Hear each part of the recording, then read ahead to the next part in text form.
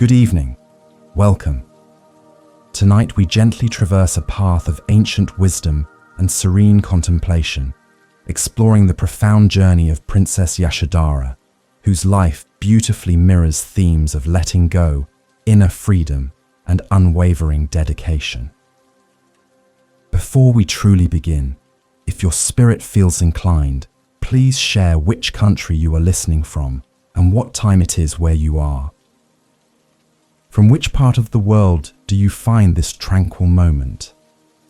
This sanctuary offers a space for profound inner cultivation, designed to calm your mind and gently awaken your true spirit. Here, you are simply invited to be, to breathe, and to allow these soothing words to guide you inward, realizing that everything you truly need for peace already resides within. If these reflections resonate deeply within your being, we warmly invite you to subscribe, ensuring this quiet harbor of peace remains easily accessible. Now, take a soft, deep breath and allow yourself to be fully present in this very instant as we prepare to step into the unfolding story of Princess Yashodhara, the Princess's Dawn. Tonight, we begin by immersing ourselves in the delicate beauty of beginnings, a time when life unfolds with a promise akin to a lotus blossom opening at dawn, each petal unfurling with quiet determination. This initial phase of life, much like the first conscious breath you take as you settle into this moment, holds an inherent purity and boundless potential. It is a period where the seeds of future transformation are sown, often subtly, beneath the surface of daily existence, waiting for the right conditions to sprout into something profound. We invite you now to simply observe this unfolding, allowing the imagery to wash over you without needing to grasp or hold on to any particular thought, merely resting in the ease of observation, cultivating a soft beginner's mind. Imagine, if you will, the ancient vibrant city of Kapilavastu, nestled amidst lush green foothills, where the air carried the scent of jasmine and the distant calls of exotic birds. Within its grand, ornate palace walls, Princess Yashodhara spent her early years, a vision of quiet grace and inherent kindness. Her movements were fluid and gentle, like a stream flowing effortlessly over smooth stones, embodying a natural equanimity that seemed to pacify those around her.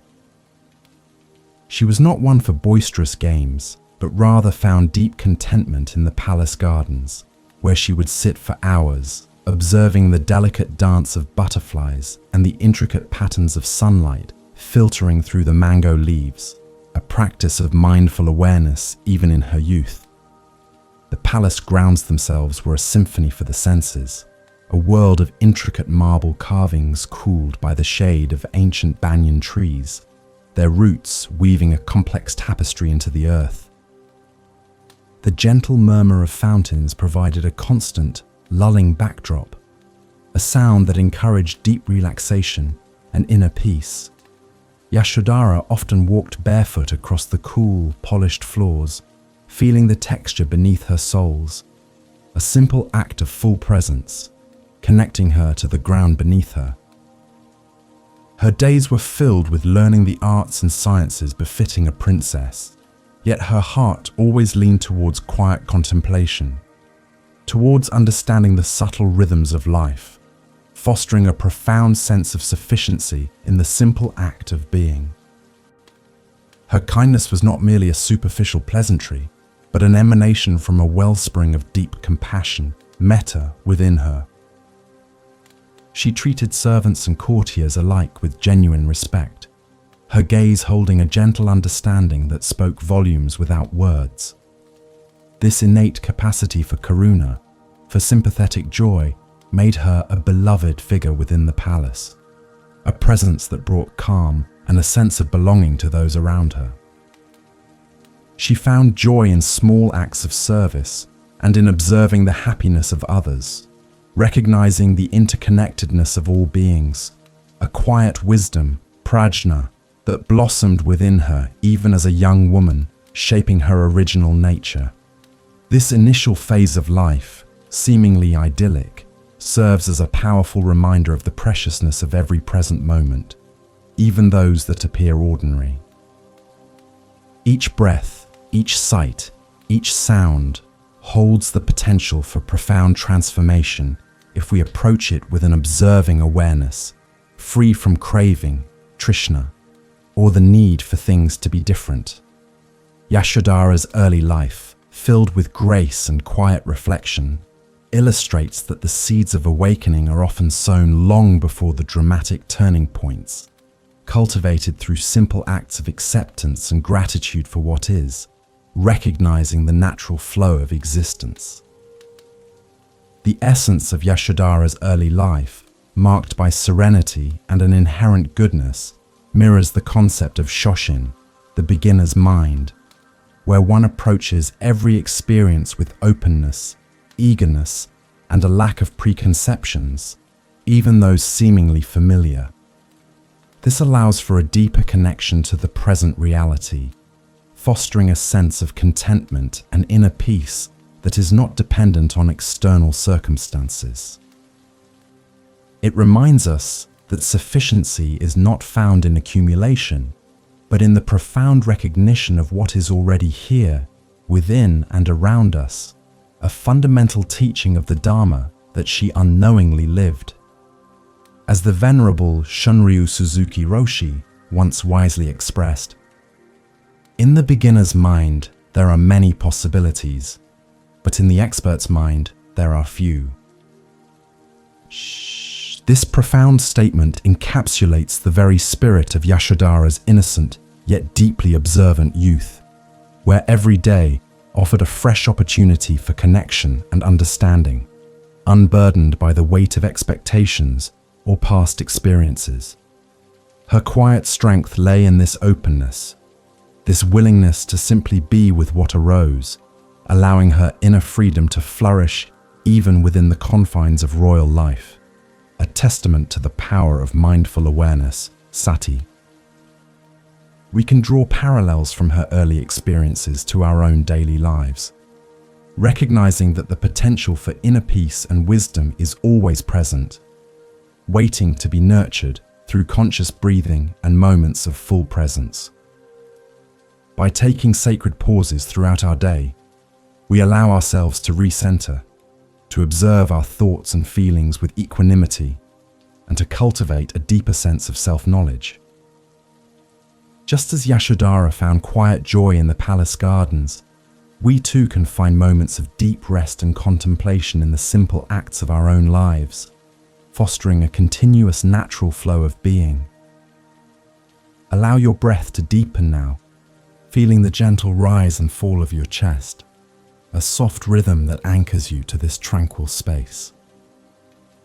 Imagine the cool, smooth stone beneath Yashodhara's bare feet, the soft breeze carrying the scent of blossoms through the palace corridors, the distant soothing sounds of the city fading into a peaceful hum. These sensory details invite you to fully inhabit this narrative, not just as a listener, but as a participant in the unfolding of a life that embodies deep spiritual truths, preparing your mind for profound rest. As Yashodhara moved through her formative years, a quiet, almost imperceptible shift began to occur in the broader tapestry of Kapilavastu. Whispers of a young prince, Siddhartha, known for his contemplative nature and profound questions about existence, started to subtly intertwine with her own destiny. The stage was being set for a union that would not only bind two souls, but would also, in time, lead one of them onto a path of unprecedented spiritual awakening, a journey of profound impermanence that would reshape the world. Union and prophecy's shadow. As the gentle currents of time flowed through Kapilavastu, a profound connection began to blossom between Princess Yashodhara and Prince Siddhartha, two souls destined to intertwine in a dance of love and destiny. Their union was not merely a royal arrangement. but a deep resonance of spirits, a quiet understanding that transcended the spoken word. This phase of life, often celebrated as a pinnacle of human connection, also carries within it the subtle whispers of a greater purpose, a prophecy that hinted at a path beyond earthly attachments. It is a time when the heart expands, embracing another, yet simultaneously, the universe subtly nudges towards a deeper, more expansive truth, inviting us to observe the delicate balance of connection and the inherent impermanence that underlies all relationships, however cherished. Their marriage was a celebration of joy and mutual respect, filling the palace with light and laughter. Siddhartha, though deeply contemplative, found immense solace and happiness in Yashodhara's presence, drawn to her serene wisdom and compassionate heart. They shared quiet moments in the palace gardens, their hands brushing as they walked beneath the fragrant night-blooming jasmine, their conversations often delving into the mysteries of life, the nature of suffering, and the pursuit of truth.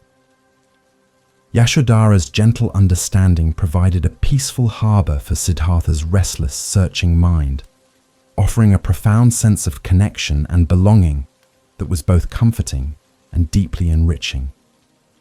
Yet even amidst their deep love and shared joy, there was an underlying awareness, a subtle current of Siddhartha's profound spiritual quest that gently tugged at the edges of their domestic bliss. The prophecies surrounding his birth, foretelling either a great king or a great spiritual leader, cast a long, ethereal shadow over their lives. Yashodhara, with her innate sensitivity, sensed this deeper calling within him, recognizing that his spirit yearned for something beyond the transient pleasures of the palace and the responsibilities of kingship. This awareness, though unspoken, was a constant presence, a quiet understanding of a destiny larger than their personal happiness. This period beautifully illustrates the nature of attachment, not as a flaw, but as an inherent part of the human experience. To love deeply is to form attachments, to weave threads of connection that bind us to others. However, the teachings of the Dharma remind us of the inherent impermanence anicca, even within the deepest and most cherished bonds. All things, including relationships, are subject to change, growth, and eventual dissolution. Recognizing this truth, not with fear but with a quiet acceptance, allows us to appreciate the preciousness of each moment shared, fostering gratitude while subtly preparing the heart for the inevitable flow of life. The wisdom of the Buddha often points to this delicate balance, acknowledging the beauty of connection while gently guiding us towards a deeper understanding of liberation from craving, trishna. It is not about avoiding love or connection, but about cultivating a mindful awareness, sati, within these relationships, recognizing their transient nature without clinging. This practice of non-attachment allows us to love more fully, more freely, without the burden of expectation or the fear of loss, fostering a sense of inner freedom that transcends circumstantial happiness or sorrow. Consider the gentle words often attributed to Thich Nhat Hanh. To be beautiful means to be yourself.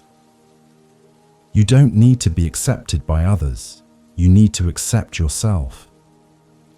While not directly about attachment in relationships, it speaks to the core of self-acceptance and inner peace that allows one to navigate the complexities of connection with equanimity. Yashodhara, in her quiet strength, embodied this acceptance, understanding that while her love for Siddhartha was profound, his path was his own, a journey that she could not and should not impede, cultivating her own sufficiency. The palace, once a vibrant backdrop to their blossoming love, now also served as a subtle reminder of the world outside its walls, the world Siddhartha yearned to understand. The opulent silks, the fragrant oils, the joyous music, all were beautiful, yet they could not soothe the deeper questions that stirred within his heart about suffering, aging, and death. Yashodhara, observing his quiet moments of contemplation, understood that his journey was not one of rejection, but of profound inquiry, a quest for a truth that would benefit all beings, a true bodhisattva spirit. This profound awareness, even in the midst of happiness, offered Yashodhara an early lesson in letting go. Not a dramatic severing, but a gradual, subtle loosening of the grip of expectation, an acceptance of the unfolding mystery of life. It was a preparation, perhaps unconsciously, for the greater tests of patience and resilience that lay ahead. Her heart, though deeply connected, began to cultivate a space for the unknown, for the paths that might diverge, reflecting a nascent understanding of the natural flow of existence, Wu Wei. The quiet moments shared between them, filled with unspoken understanding and deep affection, were precious precisely because of their inherent impermanence. They were like dewdrops on a lotus leaf, sparkling brilliantly in the morning sun, beautiful and fleeting. This recognition, though perhaps not fully articulated, allowed for a deeper appreciation of the here and now, a mindful presence in each embrace, each shared glance, each soft word, laying a foundation for future inner peace even amidst profound change. As the moon waxed and waned, bringing new seasons and new life to Kapilavastu, the subtle forces of destiny continued their quiet work. The love between Yashodhara and Siddhartha deepened, creating a bond that was both beautiful and fragile, like all things in this transient world. This precious connection, however, was soon to be blessed with the arrival of a new life, an event that would bring immense joy and, simultaneously, deepen the prince's existential quest, gently moving us towards the next chapter of their unfolding story, the birth of Rahula and Siddhartha's deepening quest. The arrival of new life is always a moment of profound joy, a sacred pause in the continuous flow of existence, brimming with hope and the innocent promise of a fresh beginning. For Yashodhara and Siddhartha, the birth of their son, Rahula, was precisely this, a luminous event that filled the palace with celebration and the sweet scent of newness. Yet, even as this precious life entered the world, bringing with it immense personal happiness and new responsibilities, Siddhartha's internal journey, his deepening quest to comprehend the universal suffering he observed, grew more intense, creating a poignant duality of joy and sorrow within the palace walls. The cries of the newborn Rahula echoed through the royal chambers, a sound that brought tears of pure happiness to Yashodhara's eyes. She held her son close, marveling at his tiny fingers and the soft curve of his cheek, experiencing the boundless love, metta, that only a mother can know. Siddhartha, too, gazed upon his son with tenderness, a deep connection forming instantly. The sight of this innocent life, however, also served to amplify his already profound reflections on the nature of existence, on birth, aging, sickness, and death, which he had observed during his secret excursions beyond the palace walls. While Yashodhara was immersed in the blissful world of motherhood, her days filled with the simple, yet profound acts of nurturing and care, Siddhartha's mind was increasingly consumed by the larger questions of suffering, dukkha. He saw the beauty of life, yes, but he also saw its inherent fragility, the impermanence of all things, anicca. The contrast between the protected, opulent life within the palace and the harsh realities he had witnessed outside its gates became an unbearable weight, fueling his relentless search for a path to liberation for all beings, a profound sense of karuna. His growing internal struggle was not a rejection of his family or his new son, but rather an expansion of his compassion to encompass all sentient beings. He understood that personal happiness, however profound, was ultimately fleeting if it did not address the root cause of suffering that pervaded the entire world. This profound insight, this deep wisdom, prajna, was a burden he carried with quiet intensity, a fire that burned within him, compelling him towards a solution that transcended individual joy or sorrow, embodying the spirit of a bodhisattva. This period vividly illustrates the duality of human experience, the simultaneous presence of immense joy and the omnipresent truth of dukkha, even amidst personal happiness. One can be deeply content in a moment, yet remain acutely aware of the suffering that exists in the world. The Buddha's life, and by extension, Yashodhara's experience, teaches us that these two realities are not mutually exclusive, but are interwoven, inviting us to cultivate an observing awareness that acknowledges both the light and the shadow, without clinging to one or rejecting the other. The teachings of the Noble Truths, particularly the first, which states that life is suffering, resonate deeply with Siddhartha's internal state during this time. It is not a pessimistic view, but a realistic assessment of existence, which then opens the door to understanding the cause of suffering, its cessation, and the path to liberation, the Magga.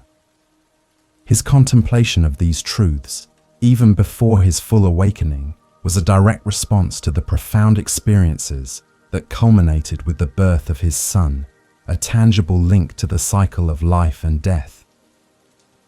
As the revered Alan Watts once eloquently put it, muddy water is best cleared by leaving it alone.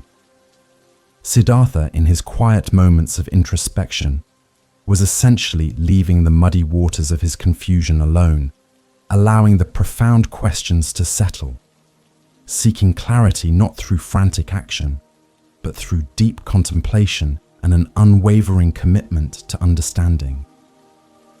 This practice of stillness, of internal observation, was his way of preparing for the profound insights that would eventually lead to his enlightenment, a deep practice of samadhi. Yashodhara, though perhaps not fully privy to the depth of Siddhartha's internal turmoil, sensed the shift in his being. She observed his prolonged silences, his distant gaze, and the profound intensity that emanated from him. Her innate wisdom allowed her to understand, on some level, that he was wrestling with something immense, something beyond the confines of their royal life. Her acceptance, even without full comprehension, was a testament to her own developing equanimity and her capacity for non-attachment, allowing space for his truth to unfold. The presence of Rahula, a new, innocent life, served as a powerful anchor for both of them, connecting them to the present moment, yet simultaneously pushing Siddhartha further along his destined path. The weight of his responsibilities as a father and future king clashed with the irresistible pull of his spiritual calling, creating an internal tension that would soon reach its breaking point. This complex interplay of love, duty, and spiritual yearning set the stage for one of the most pivotal moments in Buddhist history, a moment of profound letting go. As the soft moonlight bathed the palace, casting long, gentle shadows, the quiet storm brewing within the prince's heart grew ever stronger. The joy of Rahula's birth, while immense, had inadvertently solidified Siddhartha's resolve to seek a deeper truth, to find a way to end suffering for all. This quiet internal struggle was leading him towards an inevitable decision, a turning point that would forever alter the course of his life, and Yashodhara's, drawing us closer to the profound moment of his great departure. The great departure, a silent farewell. The quiet hours before dawn often hold a unique stillness, a sacred pause where the world seems to hold its breath. It was in such a profound moment of choice, a turning point that would irrevocably alter the course of many lives, that Prince Siddhartha made his great departure. This act, often perceived as an abandonment, was for him a courageous leap into the unknown, driven by an overwhelming desire to alleviate universal suffering. For Yashodhara, however, it manifested as a silent farewell, an awakening to an empty space where her beloved once lay, ushering in a new, solitary reality. We approach this pivotal event with a sense of quiet observation, understanding that even in moments of profound separation, there is a seed of transformation, a lesson in letting go, and the inherent impermanence of all things. On that fateful night, as the palace slept in hushed tranquility, Siddhartha made his decision. He gazed upon Yashodhara and their infant son, Rahula, sleeping peacefully, their breaths soft and even. His heart, though heavy with the weight of leaving, was resolute in its purpose. He knew that to truly seek the end of dukkha, he had to relinquish all attachments, to embark on a journey unburdened by the familiar comforts and duties of his royal life.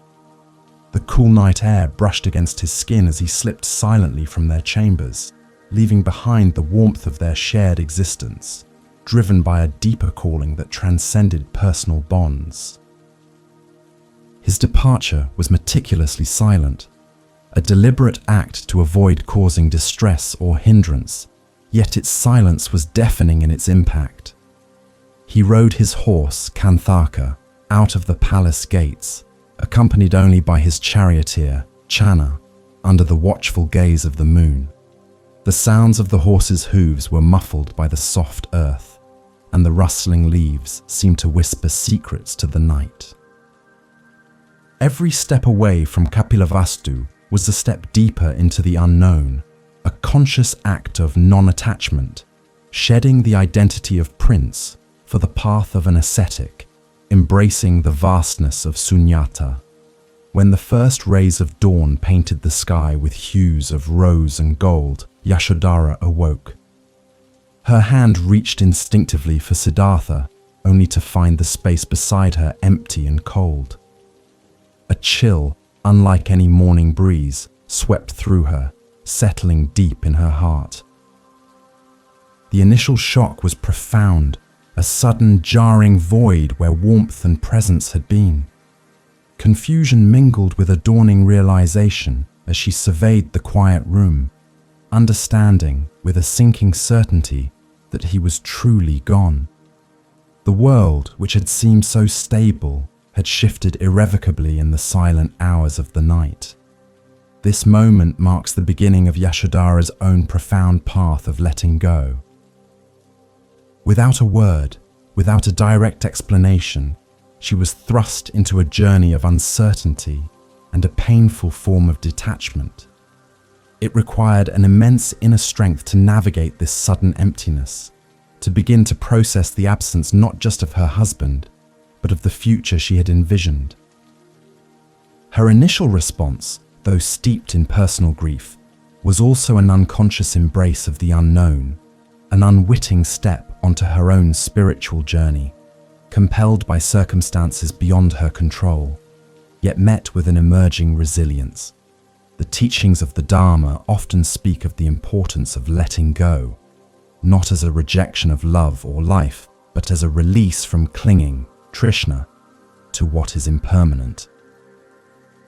Siddhartha's departure, while deeply painful for Yashodhara, served as a stark, undeniable lesson in anicca for her. Everything changes, everything passes. To resist this truth is to invite suffering. Her journey from this moment onward would be a testament to how one can find inner freedom and peace, even in the crucible of loss, by gradually accepting the natural flow of existence. As Jack Cornfield reminds us, the things that matter most in our lives are not kept in secure places, they are open to the winds of change. Yashodhara's experience perfectly encapsulates this truth.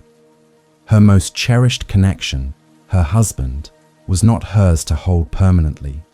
This realization, though initially devastating, would eventually become a powerful catalyst for her own spiritual growth, forcing her to look inward, to find a source of strength and sufficiency that was not dependent on an external presence. The suddenness of Siddhartha's departure, without a formal farewell, amplified the sense of mystery and the challenge of acceptance. There were no explanations, no final words to cling to, only the stark reality of his absence. This lack of closure, while agonizing, also stripped away any illusions of control or permanence, pushing Yashodhara to confront the raw truth of impermanence head-on. It was a harsh, yet ultimately liberating lesson in the nature of reality, preparing her for a deeper understanding of the Dharma.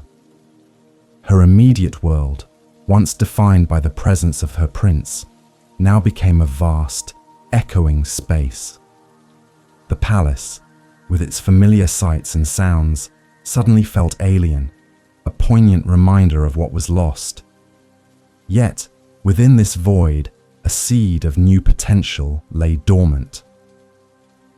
This unexpected emptiness, though painful, would become the fertile ground for her own spiritual awakening, compelling her to cultivate a deeper inner peace and self-knowledge, a path to liberation that mirrored, in its own way, Siddhartha's.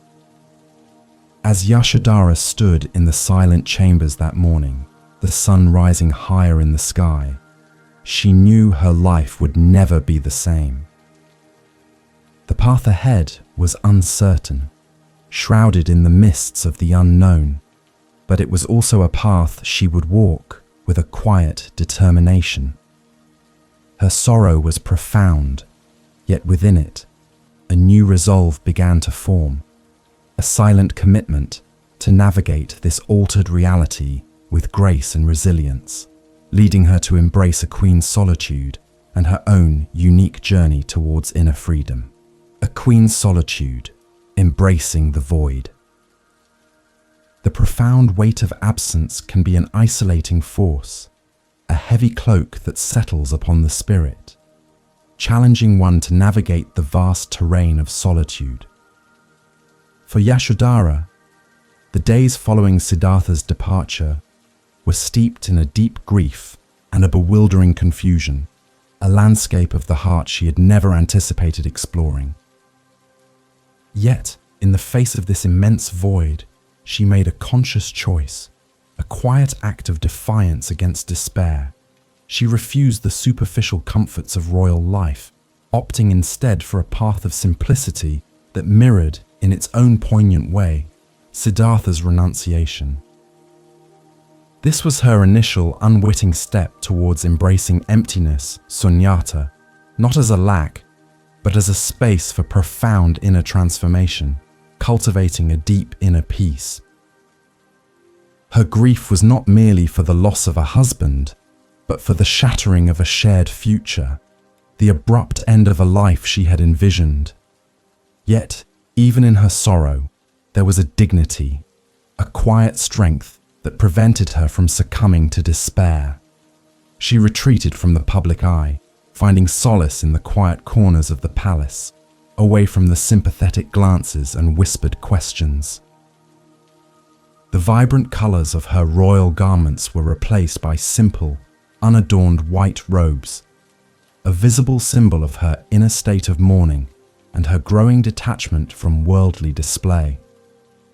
Yashodhara's choice to live simply was a profound act of defiance against the expectations of her royal status. She rejected the rich foods, the elaborate jewelry, and the constant attendance of servants, choosing instead to eat sparingly, wear plain clothes, and perform many tasks herself. This deliberate renunciation was her way of connecting with Siddhartha's journey, a silent act of solidarity and understanding. even though she could not physically join him. It was a practice of non-attachment, a shedding of the outer layers of identity to connect with a deeper, more essential self, fostering a sense of sufficiency. In this self-imposed solitude, Yashodhara began to cultivate a profound inner stillness. The silence that had initially felt so heavy and oppressive gradually transformed into a space for introspection and self-knowledge. She would spend hours in meditation, not in a formal sense initially, but in a quiet contemplation of her circumstances, observing her thoughts and emotions with a growing sense of equanimity. This observing awareness, sati, allowed her to acknowledge her pain without being consumed by it, to feel her sorrow without clinging to it, a nascent practice of vipassana. This period of her life beautifully illustrates the teaching of finding strength in emptiness. When external supports are removed, one is forced to look inward, to discover the inherent resilience and peace that resides within.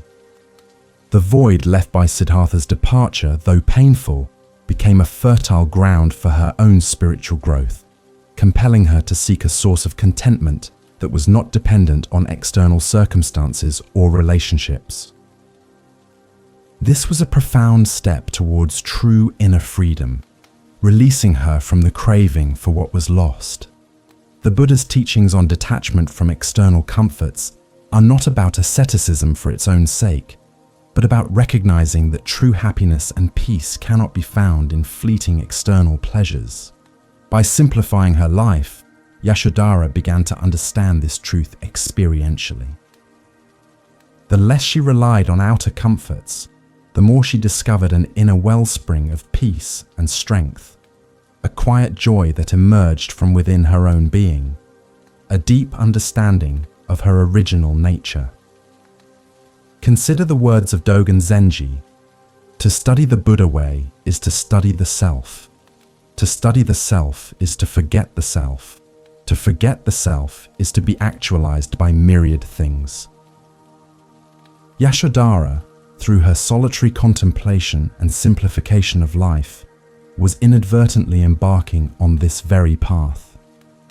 By shedding the identity of a pampered princess and a grieving wife, she was beginning to forget her constructed self, opening herself to be actualized by the simple truths of existence, cultivating a deeper self-compassion.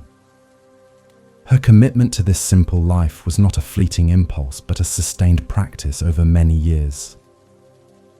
She raised Rahula with quiet strength and wisdom, instilling in him values of humility and compassion, even as she navigated her own profound journey.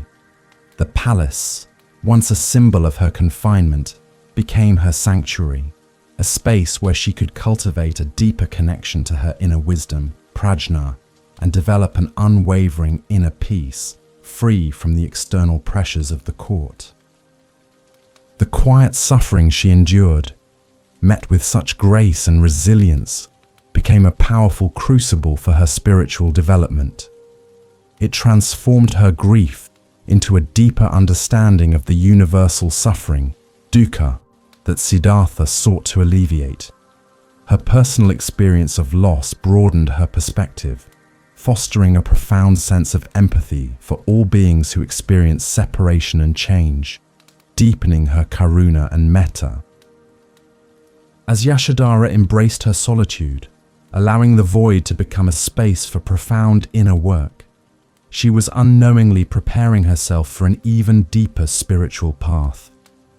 Her quiet endurance, her unwavering patience, and her growing capacity for introspection were laying the groundwork for the wisdom that would eventually lead her to her own awakening. Her journey of quiet strength and inner reflection continued, slowly transforming her pain into a profound source of inner peace, guiding her towards the next phase of her enduring path, the path of patience and inner reflection. Cultivating inner resilience amidst prolonged uncertainty and change is a profound spiritual discipline, a path that Yashodhara walked with unwavering grace.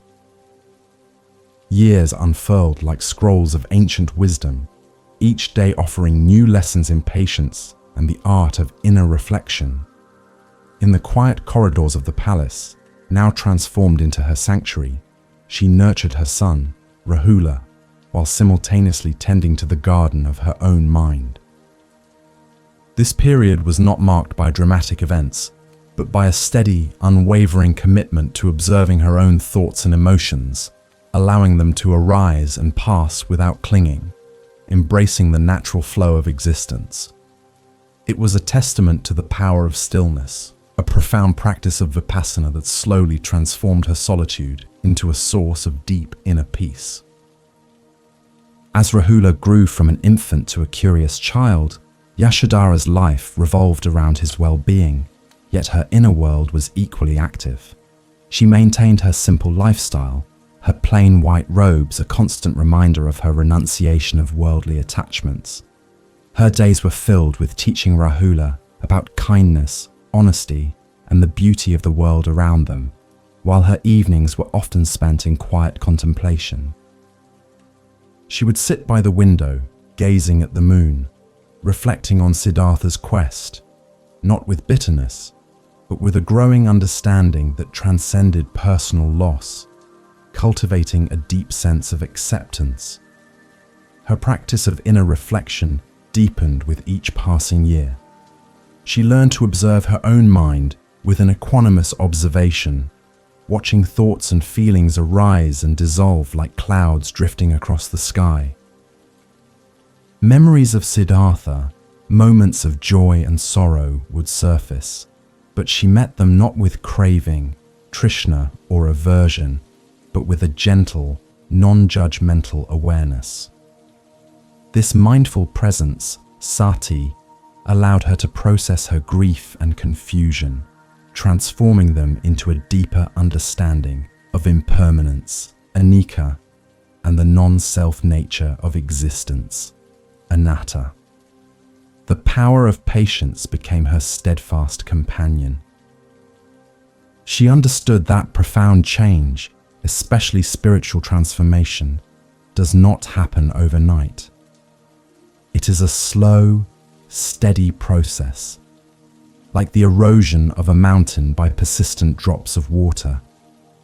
She patiently nurtured her inner peace, allowing it to grow organically, undisturbed by the external world's expectations or judgments. This unwavering patience fostered a deep sense of contentment, a recognition that sufficiency was found not in external validation, but in the quiet strength of her own spirit, her original nature. Yashodhara's journey exemplifies the teaching of allowing emotions to arise and pass without clinging. When sorrow or longing would surface, she did not push them away or dwell on them excessively.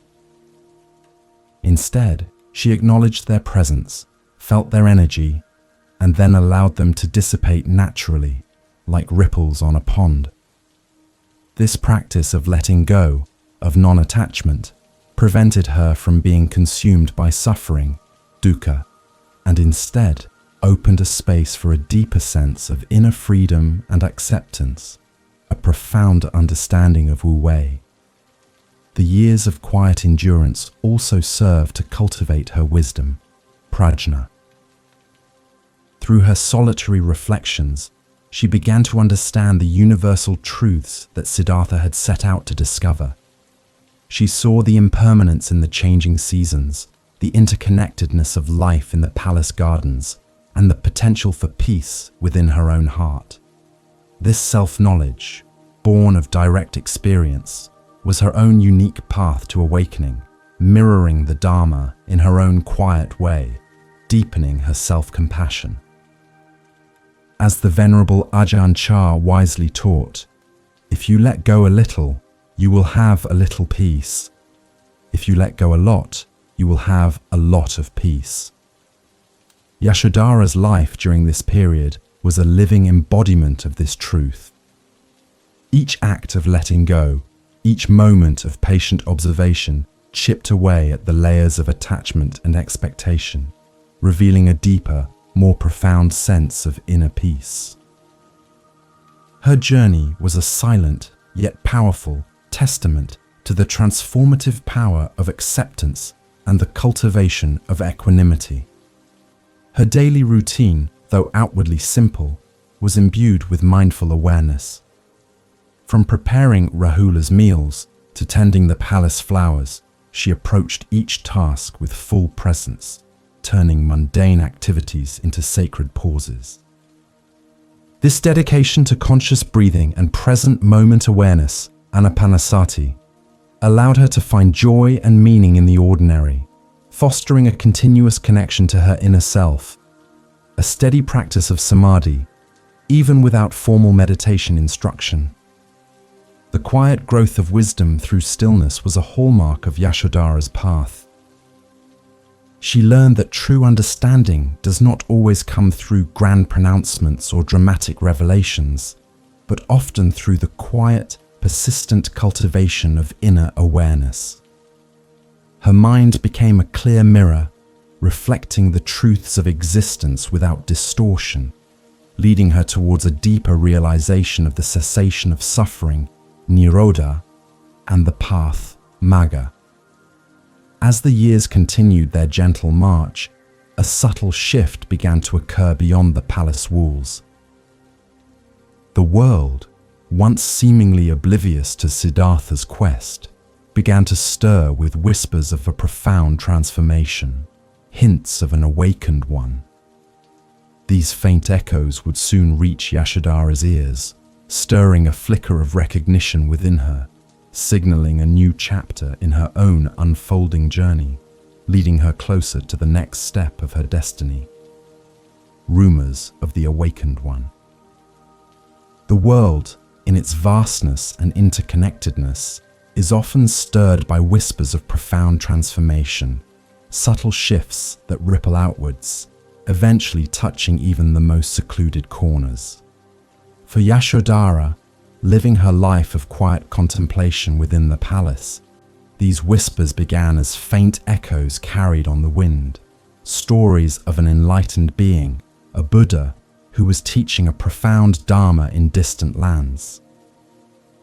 These rumors, initially vague and ethereal, slowly coalesced into a tangible hope, stirring a flicker of recognition within her heart, hinting at the potential return of the one she had loved and lost, and a deeper understanding of her own path.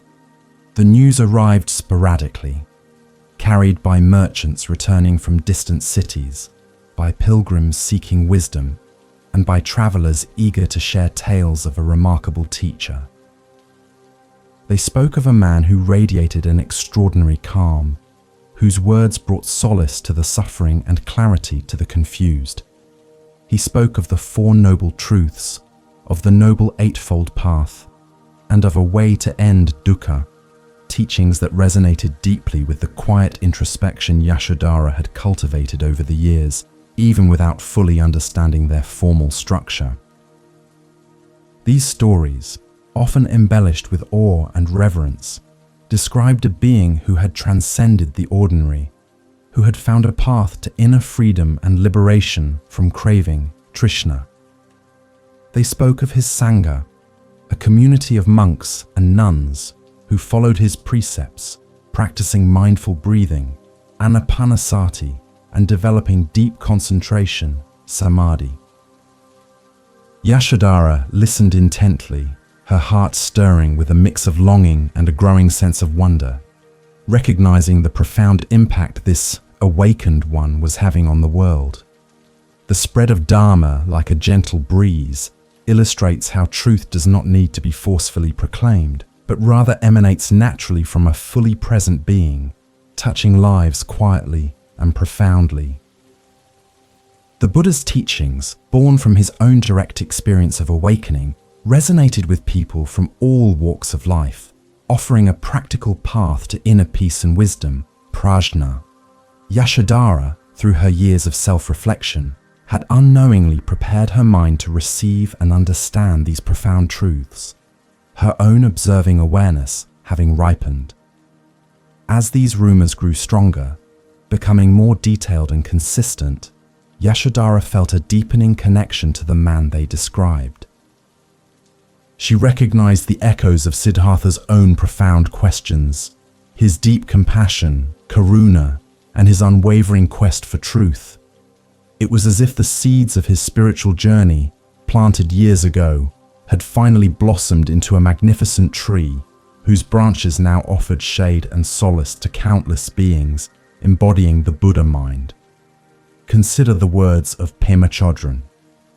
Nothing ever goes away until it teaches us what we need to know. 2.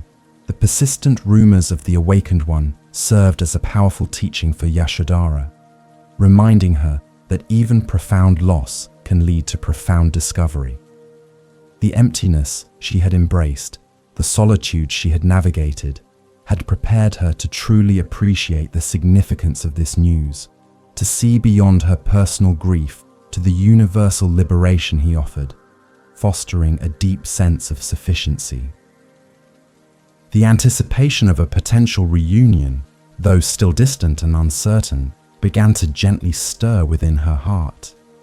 It was not a craving for the return of her husband in the conventional sense, but a spiritual longing to witness the culmination of his arduous journey, to understand the depth of his transformation, and perhaps to find her own place within the path he had forged.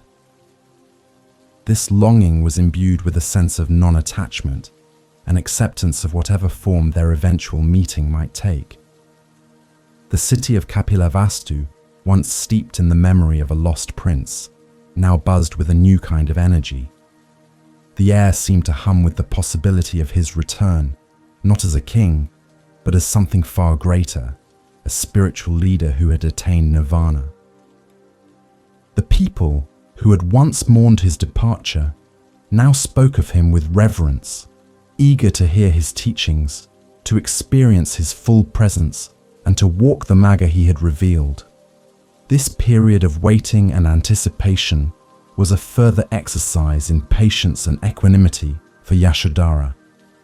She continued her daily practices, her mindful breathing, her quiet observation, allowing the news to integrate within her without causing undue excitement or agitation. She understood that the unfolding of the Dharma was a natural flow, and that her role was to remain present, open, and accepting of whatever was to come, deepening her inner freedom.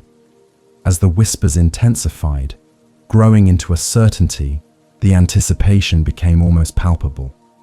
The world was indeed shifting, and the awakened one, the Buddha, was making his way back towards the land of his birth.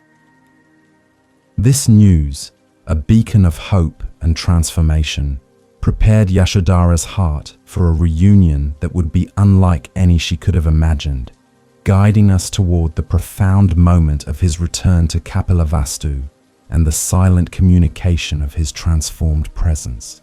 The return to Kapilavastu, a city transformed. The homecoming of a transformed being is an event that inherently reshapes perceptions, not just of the individual, but of the entire community that witnesses it. When the Buddha, no longer Prince Siddhartha, returned to Kapilavastu, the city was not merely welcoming back a lost son. It was greeting a spiritual luminary, an awakened one whose presence emanated profound peace and wisdom. The air itself seemed to hum with reverence, a palpable sense of awe that permeated every street and corner.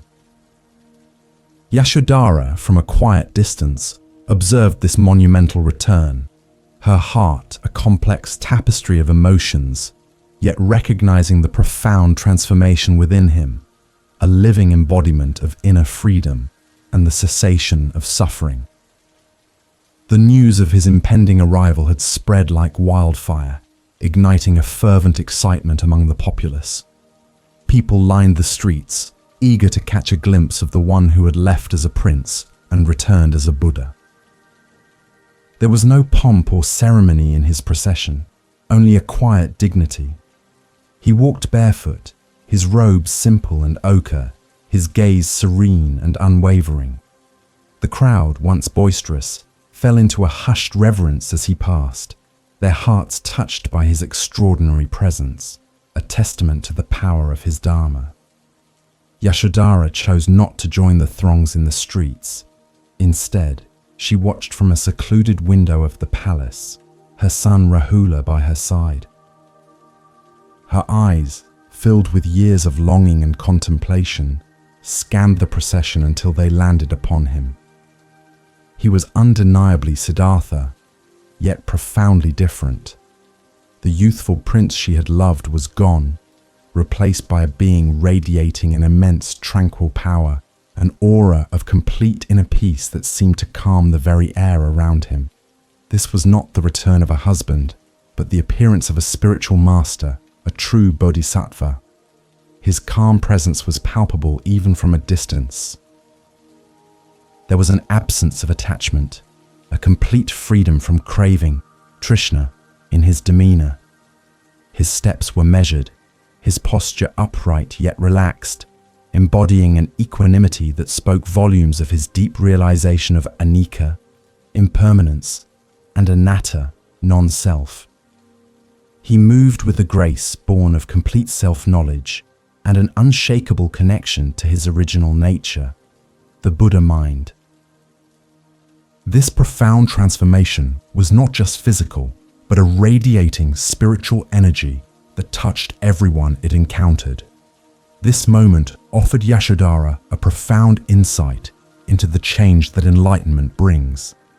It is not merely a philosophical understanding, but a complete reordering of one's being, a profound inner freedom that manifests outwardly as boundless compassion, karuna, and unwavering wisdom, prajna. She could see that his journey had led him to a state beyond personal suffering, dukkha, to a state of nirvana, a cessation of all mental defilements. This realization, though perhaps initially painful for her personal loss, also brought a deep sense of respect and understanding. The power of a fully present being was evident in every aspect of his return. He was not distracted by the clamor of the crowd or the weight of his past. His entire being was anchored in the here and now, a perfect example of full presence and mindful awareness, sati. This deep concentration, samadhi, allowed him to interact with the world with a clarity and a kindness that transcended ordinary human interactions, offering a glimpse into the true nature of his awakened state. As the Venerable Thich Nhat Hanh often taught, the most precious gift we can offer anyone is our true presence.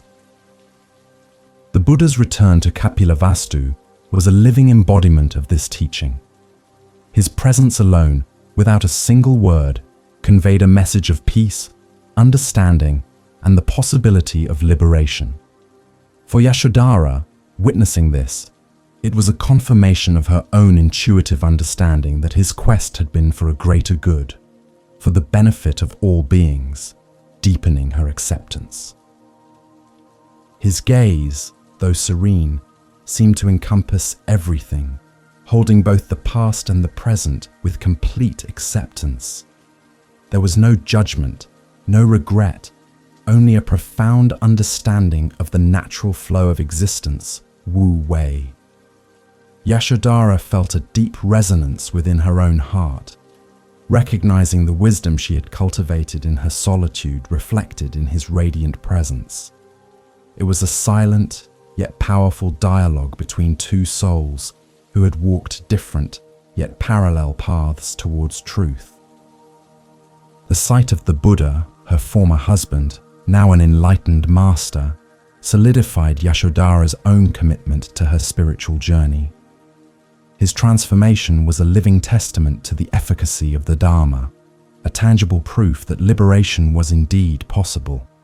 It ignited a renewed sense of purpose within her, a quiet resolve to deepen her own practice of letting go and inner reflection, knowing that the path to inner peace was truly within reach. As the Buddha continued his slow, majestic procession through the streets of Kapilavastu, heading towards the palace where he would eventually accept alms, Yashodhara felt a profound shift within her own being.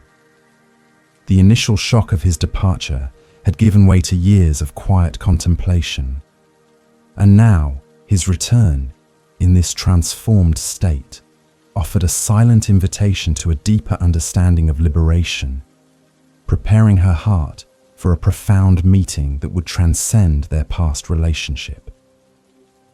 The meeting, a glimpse of peace. The moment of encountering the path again, particularly when it manifests in the person of a profoundly transformed individual, is a silent reconciliation with destiny and with one's own unfolding journey. The Buddha, having completed his alms round, arrived at the palace, not as a king reclaiming his throne, but as a mendicant, humble and serene. Yashodhara, after years of quiet solitude and profound inner work, observed him closely, her heart a complex tapestry woven with threads of love, loss, and an immense, burgeoning respect. In his very presence, she sensed an unwavering peace, a deep inner freedom that offered a glimpse into the true nature of liberation. As the Buddha entered the palace courtyard, the air seemed to still, imbued with his tranquil presence. He moved with an effortless grace, his steps light, his gaze calm and all-encompassing. He accepted the offerings of food, not with greed or attachment, but with a simple, profound gratitude, embodying the precepts of the Dharma. Yashodhara, who had intentionally remained hidden, now allowed herself to be seen, observing him from a slight distance, her emotions a silent cascade within her. Her heart swelled with a mixture of familiar affection and a newfound reverence. He was the man she had loved, the father of her son, yet he was also something more, something entirely transcendent. The suffering she had endured, the questions she had carried, seemed to dissolve in the radiant light of his presence. She saw not the prince who had left her, but the awakened one, the embodiment of nirvana, whose very being radiated the cessation of dukkha, a profound understanding of sunyata. This encounter was not about words or dramatic gestures. It was a silent communication of profound presence. The Buddha, with his full presence, offered a space of complete acceptance, free from judgment or expectation. He simply was, and in his being, Yashodhara found a mirror reflecting her own journey of letting go. This mindful awareness allowed her to encounter her past with a new understanding, to see the events of her life not as personal tragedies, but as catalysts for spiritual growth, deepening her self-knowledge. The practice of full presence allows us to meet every moment, every person, every memory with an open heart and a clear mind. For Yashodhara, this meant acknowledging the complex emotions that arose, yet not clinging to them, Trishna. She allowed the waves of memory and emotion to wash over her, observing them with equanimity without being swept away. This was a powerful act of non-attachment, a profound demonstration of her years of inner reflection and cultivation of inner peace. The Buddha's unwavering peace, even in the midst of his former home and family, spoke volumes about the possibility of inner freedom. It demonstrated that true liberation is not dependent on external circumstances, but on the cultivation of a mind free from craving and aversion.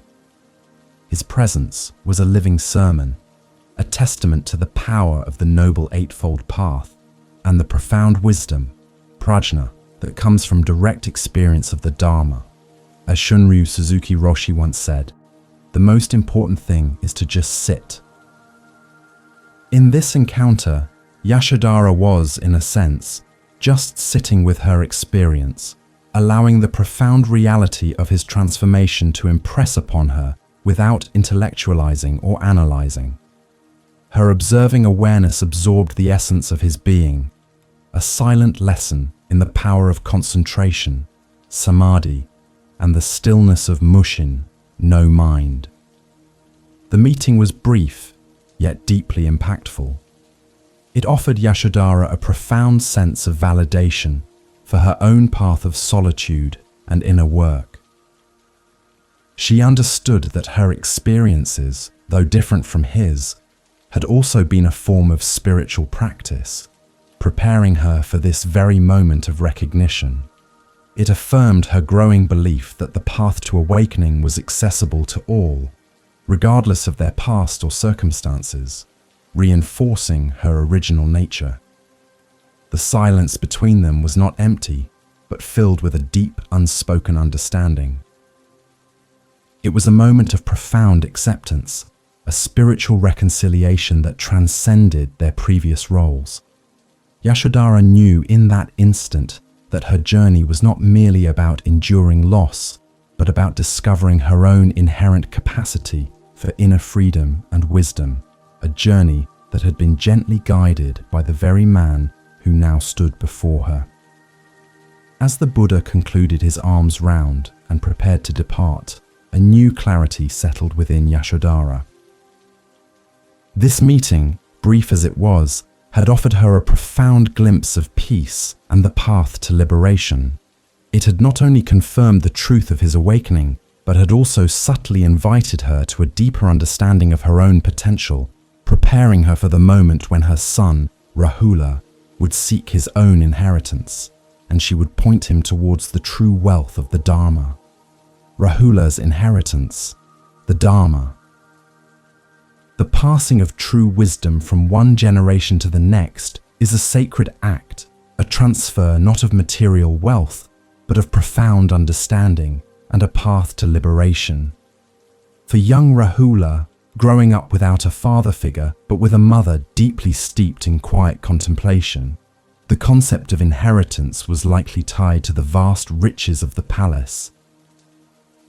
However, when he approached Yashodhara asking for his rightful legacy, she, with her profound wisdom, prajna, gently guided him towards a different kind of wealth. She pointed him not to earthly treasures, but to his father, the Buddha, who would offer him the incomparable inheritance of the Dharma, the ultimate path to inner freedom and the cessation of suffering. The day Rahula, now a curious and intelligent boy, approached his mother, the air in the palace gardens was warm and still. He had heard the whispers of his father's return, seen the reverence in the eyes of the people, and knew that his father was no ordinary man. "Mother," he asked, his voice earnest and clear, "I am a prince, son of the Shakya clan. Where is my inheritance? I wish to receive it." Yashodhara looked at her son, her heart filled with both maternal love, metta, and a deep understanding of the true nature of wealth. She knew that the material riches of the palace, however vast, were ultimately subject to impermanence, anicca, and could not bring lasting happiness or inner peace. Her own years of solitude had taught her this profound truth. She had witnessed firsthand how attachment to such things could lead to craving, trishna, and ultimately dukkha, suffering. Her wisdom, born of her own journey of letting go, allowed her to see beyond the superficial allure of gold and jewels to the true treasure that awaited her son. With a gentle smile, Yashodhara replied, "My son, your father possesses an inheritance far greater than any earthly kingdom, a treasure that cannot be stolen, corrupted, or lost. Go to him, Rahula, and ask for your inheritance. He will give it to you." Her words were imbued with a quiet certainty, a deep conviction in the profound value of the Dharma, the teachings that lead to liberation. She knew that the true wealth lay not in what one acquired, but in what one understood and practiced, fostering a profound sufficiency. Rahula, trusting his mother implicitly, approached the Buddha. The awakened one, with his serene gaze and boundless compassion, Karuna, looked upon his son, recognizing the purity of his heart and his readiness to receive the deepest truths. Instead of gold or jewels, the Buddha spoke of the Dharma, of the path to awakening, of the impermanence of all phenomena, and the freedom that comes from non-attachment.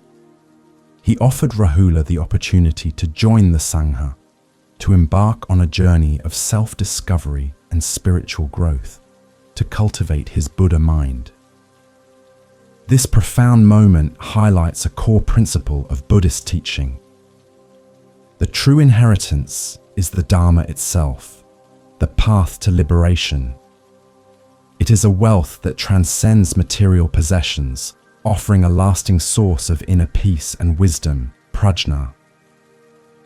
By guiding Rahula towards his father, Yashodhara demonstrated her deep understanding that the greatest gift she could give her son was not earthly power, but the opportunity to cultivate his own mind, to understand the nature of existence, and to find his own inner freedom. As the Buddha taught Rahula, he laid out the principles of the Noble Eightfold Path, emphasizing right understanding, right thought, right speech, right action, right livelihood, right effort, right mindfulness, and right concentration, samadhi. He spoke of the importance of ethical conduct, sila, and the cultivation of observing awareness, vipassana.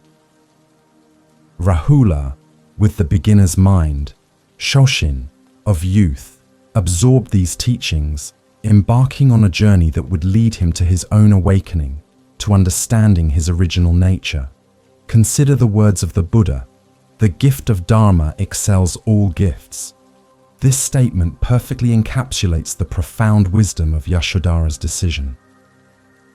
She understood that while a kingdom could provide temporary comfort, only the Dharma could lead to the cessation of suffering, nirodha, and the ultimate realization of nirvana. Her act was one of immense love and foresight, guiding her son towards a legacy that was truly eternal, a path of deep self-compassion. Rahula's decision to join the Sangha, guided by his mother's wisdom and his father's teachings, marked a significant turning point not only for him but also for Yashodhara. Witnessing her son embrace the spiritual path, a path of letting go and dedicated practice, resonated deeply within her own being. It solidified her convictions and ignited a powerful desire to further her own spiritual journey, to fully commit to the path that had brought such profound peace to Siddhartha. As Rahula walked away with his father, ready to embrace the life of a monk, Yashodhara watched him go, her heart filled with a quiet joy and a profound sense of peace. Her son had received the greatest inheritance of all. This act, however, also stirred a deep personal calling within her, a profound longing to join the Sangha herself, to fully immerse herself in the Dharma, and to pursue her own path to awakening, leading her to the next phase of her enduring spiritual quest. Seeking the Sangha, a new path unveiled. The deep desire for spiritual community and a dedicated path to awakening often arises when one has cultivated a certain level of inner reflection and understanding, a readiness of the heart to commit fully to the Dharma. Inspired by the profound teachings of the Buddha and witnessing her son Rahula embrace the monastic life, Yashodhara felt an undeniable strong pull to join the Sangha, to step onto a path of dedicated practice that promised not just inner peace, but ultimate liberation. This was not a sudden whim, but the culmination of years of quiet contemplation, of letting go, and of cultivating a deep sense of self-knowledge, a profound yearning for her own inner freedom. Having lived a life of renunciation and quiet discipline for so long, Yashodhara was already accustomed to many aspects of monastic life. Her plain robes, her simple meals, her hours of meditation and observing awareness, vipassana, had unknowingly prepared her for this next step. The transformation she had witnessed in Siddhartha, and now saw beginning in Rahula, served as a powerful testament to the efficacy of the Dharma, solidifying her conviction that this was the true path to the cessation of suffering, Nirodha. The Sangha, the community of practitioners, represents a vital support system on the spiritual journey. It offers a structured environment for practice, guidance from experienced teachers, and the invaluable companionship of fellow seekers.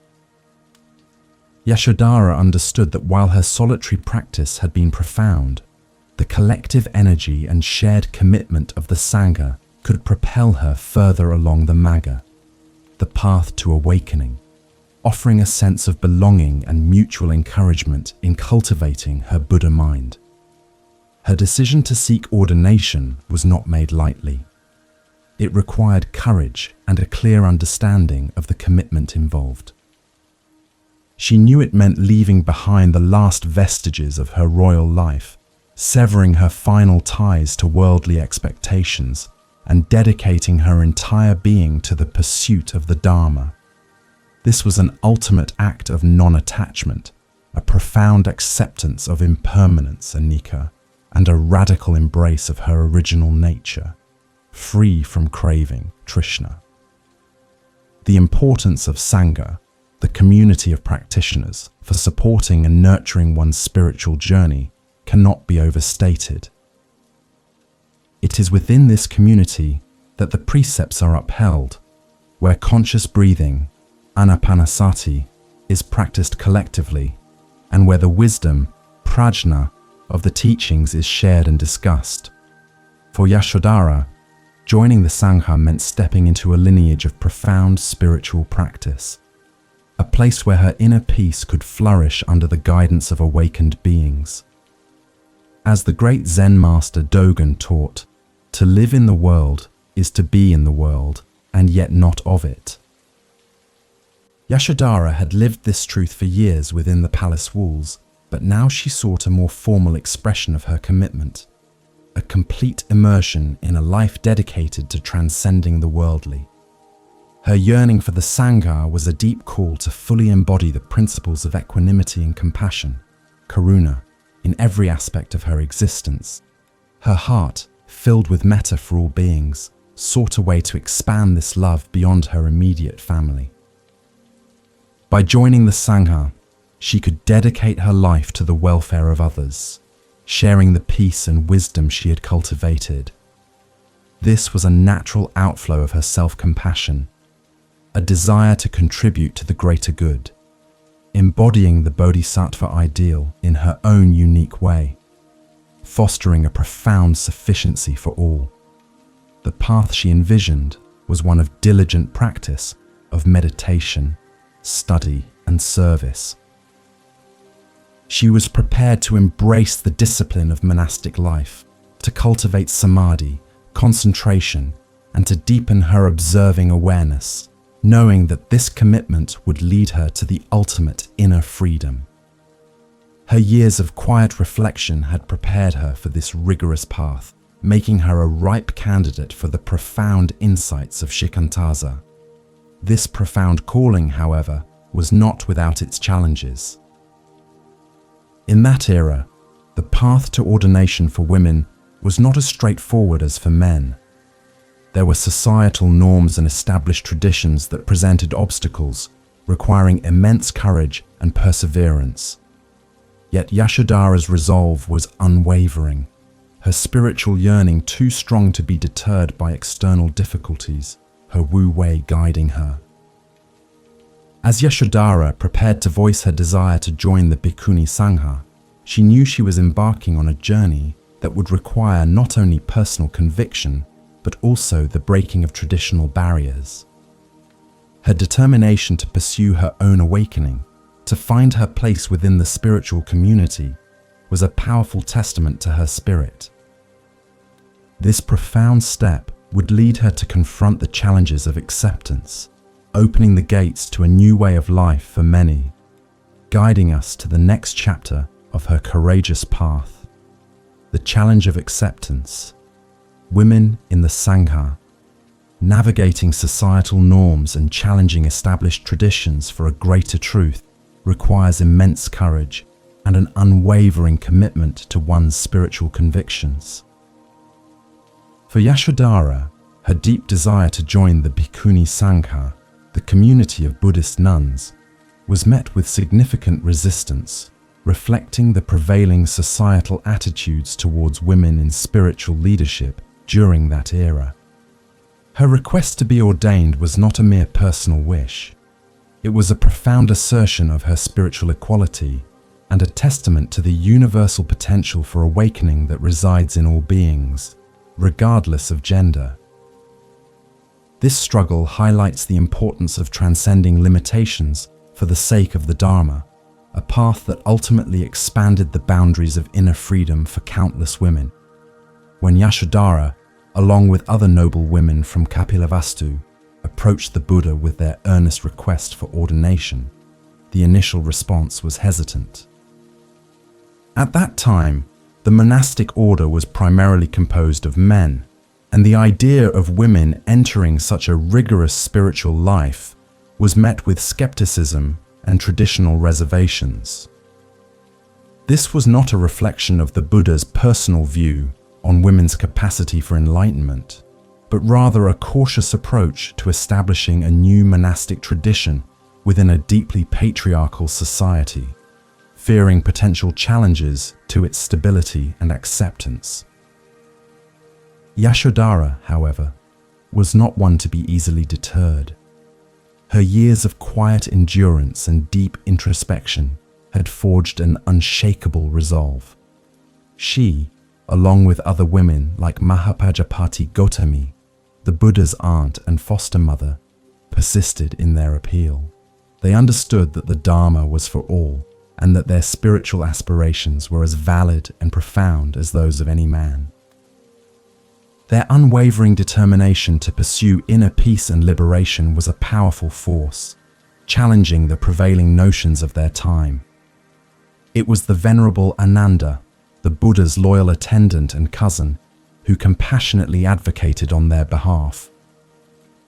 Witnessing the women's earnestness, their deep commitment, and their profound suffering, dukkha, from being denied this path, Ananda approached the Buddha with a crucial question.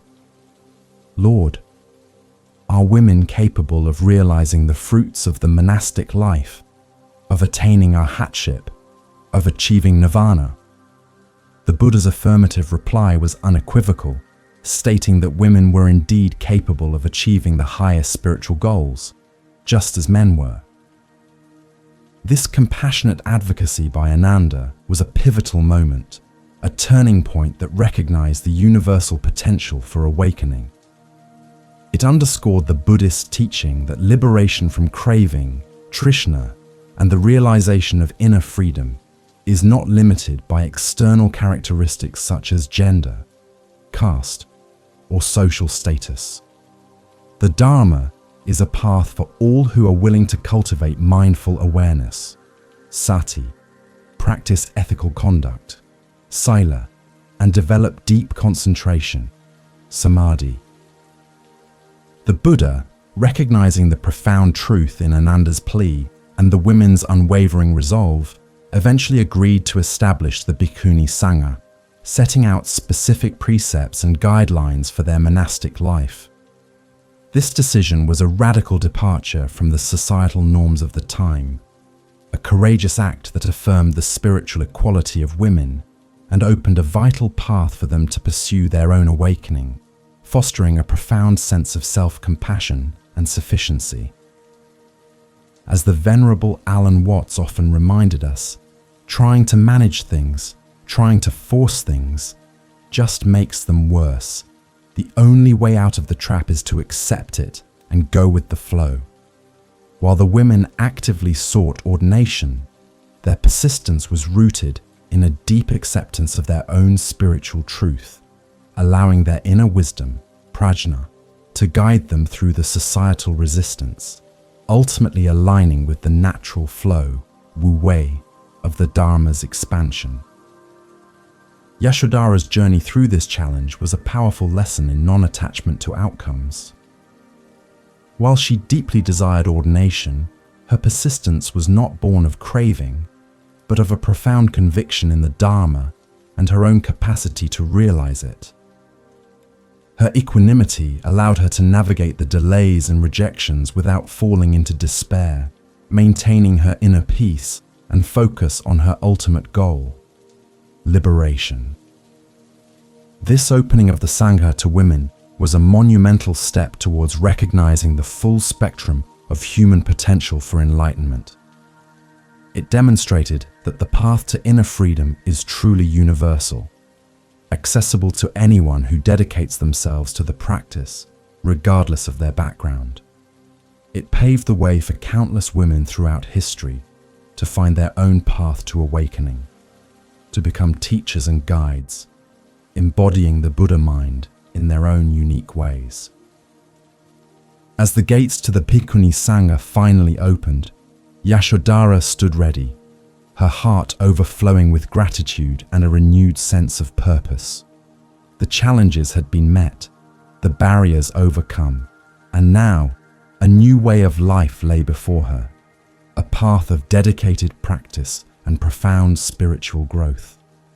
This moment marked her official entry into the community of the awakened, guiding us towards her full embrace of ordination and the rigorous path of practice. Ordination and the path of practice. Embracing the dedicated life of a spiritual practitioner is a profound commitment, a conscious choice to step fully onto the path of awakening and cultivate inner freedom. For Yashodhara, along with Mahapajapati Gotami and many other women, the moment of ordination into the Bhikkhuni Sangha was not merely a ceremony, it was a transformative initiation, a sacred pause marking the beginning of a new chapter entirely devoted to the Dharma. With unwavering resolve, she fully dedicated herself to the practice, embracing the precepts, engaging in mindful breathing, and delving into deep meditation, recognizing this as the ultimate path to inner peace and the cessation of suffering. Clad in the simple robes of a nun, Yashodhara felt a profound sense of liberation. The external trappings of her royal past, the expectations, the attachments, all had been shed. She was now a bhikkhuni, a seeker of truth, equal in her spiritual aspiration to any other member of the Sangha. This new identity, rooted in the Dharma, brought with it a deep sense of purpose and a clear direction for her life, fostering a profound sense of self-knowledge and sufficiency. Her daily routine transformed, becoming a structured rhythm of practice. She rose before dawn, engaging in chanting, meditation, and study. The precepts, the ethical guidelines for monastic life, became her compass, guiding her actions, speech, and thoughts towards purity and harmlessness. These precepts, such as refraining from harming living beings, stealing, sexual misconduct, false speech, and intoxicants, were not seen as burdensome rules, but as liberating practices that cultivated a mind free from craving, trishna, and conducive to deep concentration, samadhi. Mindful breathing, anapanasati, became a central pillar of her practice. With each inhale and exhale, she anchored her awareness to the present moment, observing the subtle sensations of her breath, allowing her mind to settle and quiet. This conscious breathing was not just a technique, it was a continuous practice of full presence, a way to cultivate inner peace amidst the busyness of the mind, helping her to understand her original nature. She devoted herself to deep meditation, sitting for long hours, observing her thoughts, feelings, and bodily sensations with equanimous observation, vipassana. Through this diligent practice, she began to see the impermanence, anicca, of all phenomena, the non-self nature of existence, anatta, and the inherent suffering, dukkha, that arises from clinging. This direct experiential insight, born of her own effort, deepened her wisdom, prajna, and her understanding of sunyata, emptiness. The commitment to the Noble Eightfold Path became her guiding framework. She diligently cultivated right understanding, right thought, right speech, right action, right livelihood, right effort, right mindfulness, and right concentration. Each aspect of the path was interconnected, supporting and strengthening the others, leading her steadily towards a profound realization of inner freedom. She understood that this path was not a destination, but a continuous journey of practice and refinement. As the Buddha himself taught, conquer anger with non-anger, conquer badness with goodness, conquer meanness with generosity, conquer dishonesty with truth. Yashodhara embodied these teachings in her daily life, transforming any lingering personal grief or past attachments into boundless compassion, metta and karuna for all beings. Her practice was a living testament to the transformative power of the Dharma, cultivating her Buddha mind. The Sangha provided an invaluable environment for her growth. She learned from other nuns, shared her own insights, and found support in the collective energy of their shared commitment. The camaraderie and mutual encouragement within the community strengthened her resolve, reminding her that she was not alone on this arduous yet rewarding path. This communal practice fostered a deeper sense of self-compassion and connection. Through her diligent practice, Yashodhara experienced profound shifts within her consciousness. The subtle layers of attachment began to dissolve, revealing a deeper, more profound sense of inner peace and clarity. She was learning to let go, to truly embrace non-attachment, and to live in harmony with the natural flow, wu wei, of existence, experiencing moments of true mushin, no mind. As Yashodhara continued on her dedicated path of practice, her wisdom and compassion grew exponentially. Each day brought new insights, new moments of profound understanding, and a deepening sense of liberation. Her commitment to the precepts and to diligent meditation was steadily leading her towards the ultimate goal, a full and complete awakening, guiding us to the next chapter of her journey, the cultivation of equanimity and boundless compassion.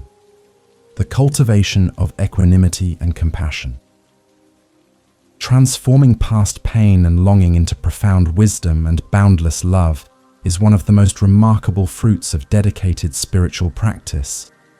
For Yashodhara, her years of quiet suffering, the initial shock of Siddhartha's departure, and the subsequent path of solitude had laid a fertile ground for this profound alchemy.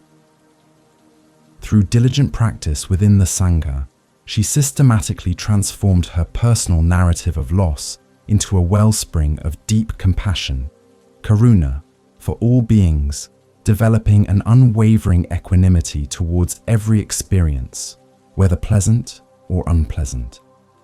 This was her path to inner freedom, a testament to the power of letting go and embracing her Buddha mind. Her meditation practice deepened, moving beyond mere concentration, samadhi, to a profound vipassana, or insight meditation. She sat for hours, observing the arising and passing of all phenomena within her body and mind. Sensations, feelings, thoughts, and perceptions.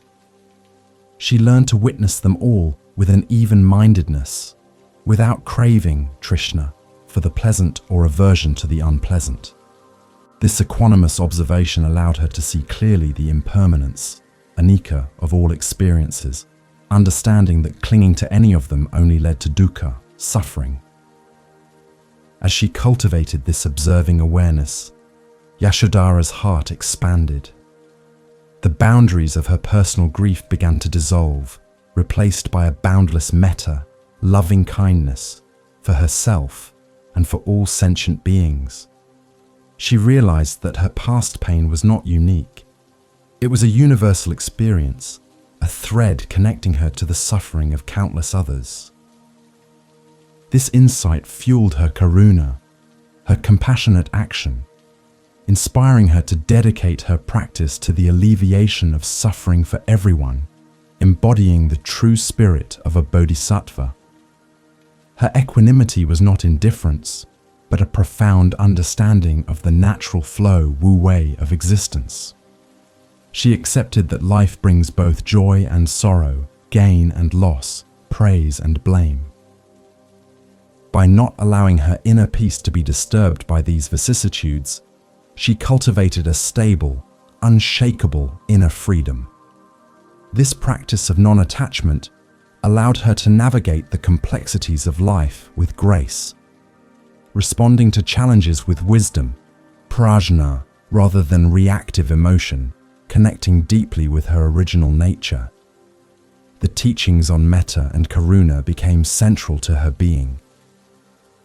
She actively practiced sending thoughts of loving kindness to herself, to her loved ones, to neutral persons, to those who had caused her difficulty, and finally, to all beings without exception. This cultivation of boundless love transformed her heart, dissolving any lingering resentment or bitterness, replacing them with a profound sense of interconnectedness and shared humanity, fostering deep self-compassion. Consider the words of the Buddha: "Hatred never ceases by hatred, but by love alone is healed." This is an ancient and eternal law. Yashodhara's journey was a living testament to this profound truth. By transforming her personal pain into universal compassion, she transcended the cycle of suffering and aversion, finding true inner peace and demonstrating the profound power of love as a path to liberation. Her life became a beacon of this healing wisdom. She also engaged in practices like Tonglen, a Tibetan Buddhist practice of taking in the suffering of others and sending out compassion and healing. Though perhaps not formally named as such in her time, the essence of her practice involved opening her heart to the pain of the world, acknowledging it, and then transforming it into an outpouring of loving kindness. This active engagement with suffering, rather than avoidance, deepened her capacity for empathy and her commitment to the Dharma. Her observing awareness, refined through years of practice, allowed her to remain fully present in every moment, whether she was meditating, engaging in daily duties, or interacting with others. This full presence, sati, was imbued with equanimity, meaning she met every experience with an open, non-judgmental mind. This continuous practice strengthened her concentration, samadhi, and solidified her understanding of the cessation of suffering, nirodha. The transformation within Yashodhara was profound. She no longer saw herself as a grieving princess, but as an awakened being, a source of peace and wisdom for others. Her personal story had become a universal teaching, demonstrating how intense dukkha can be transmuted into profound compassion and unshakable equanimity. She had truly let go of her past, embracing her present with a joyful heart and a deep sense of sufficiency. As Yashodhara continued to cultivate these boundless qualities, her mind became clearer, her heart more open, and her understanding of the Dharma more profound. she was steadily approaching the culmination of her spiritual journey, moving beyond intellectual understanding to direct experiential realization of the core truths of existence. Her path was leading her to unveil the fundamental nature of reality, guiding us towards her powerful realization of anicca and anatta. Realizing anicca and anatta, unveiling the core truths of existence through direct experience, is the pinnacle of spiritual insight, a profound shift in perception that liberates the mind from the illusions of permanence and a separate self. For Yashodhara, her diligent meditation and observing awareness, vipassana, within the Bhikkhuni Sangha, led her to deeply realize anicca, the impermanence of all things, and anatta, the non-self nature of existence. These are not mere philosophical concepts, but radical insights that dismantle the very foundations of craving, trishna, and suffering, dukkha, paving the way for the ultimate cessation of suffering, nirodha, and a profound inner freedom. Through countless hours of sitting in deep concentration, samadhi, Yashodhara meticulously observed the continuous flux of her own experience. She saw how every sensation, every thought, every emotion arose, lingered for a moment, and then passed away, never remaining the same. This direct, moment-to-moment experience of constant change solidified her understanding of anicca, that nothing in the conditioned world is permanent. Everything is in a state of flux. She realized that trying to hold on to anything, however pleasant, was like trying to grasp water, inevitably leading to frustration and sorrow. This realization of impermanence extended beyond her personal experience to encompass all of reality. She saw it in the changing seasons, in the aging of bodies, in the rise and fall of empires, and even in the subtle shifts of light and shadow in the meditation hall.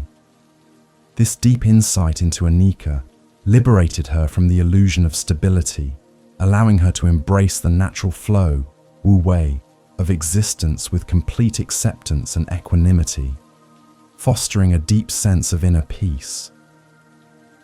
Concurrently, her observing awareness led her to the profound insight of anatta, the non-self nature of existence.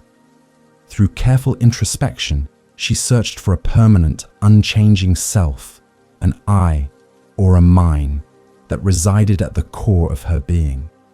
Yet, all she found was a collection of ever-changing phenomena, a body in flux, feelings arising and passing, thoughts appearing and disappearing, perception shifting, and consciousness itself constantly transforming. There was no fixed, independent self to be found.